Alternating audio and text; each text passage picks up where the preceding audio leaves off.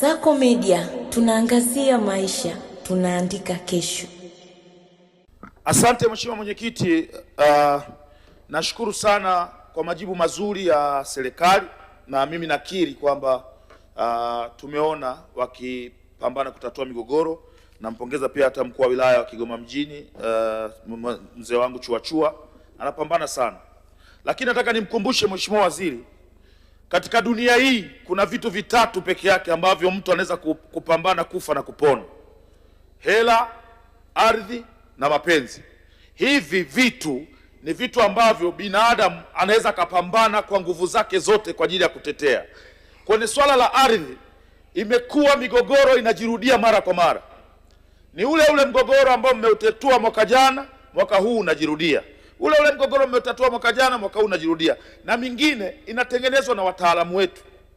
Maeneo ya umma yamekuwa yanabadilishwa kiholela. Sehemu ilikuwa sehemu kujenga. Mheshimiwa Chipando, maelezo yako yametosha. Uliza swali. Nilikuwa mizizi kidogo ya swali mheshimiwa. Uliza swali ya.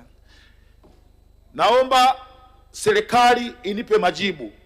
Ni lini itaweka sheria kali ya kuzuia kubadilisha matumizi ya maeneo ya umma kama open space na sehemu ambazo zimetengwa kwa ajili ya shule na zahanati na kliniki? Majibu Mheshimiwa Naibu Waziri. Mheshimiwa Mwenyekiti, kwanza ninampongeza sana Mheshimiwa Chipando kwa kushirikiana na Wizara ya Ardhi. Mara nyingi alikuwa anawasiliana na sisi katika kujua hatua mbalimbali za migogoro hii.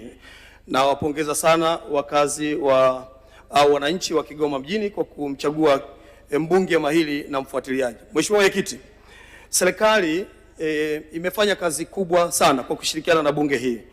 Tukumbuke tuna sera ya maendeleo ya makazi ya mwaka 2000 ambayo serikali imeitunga. Lakini pia tuna sera ya ardhi ya mwaka 95 ya toleo la mwaka 2023.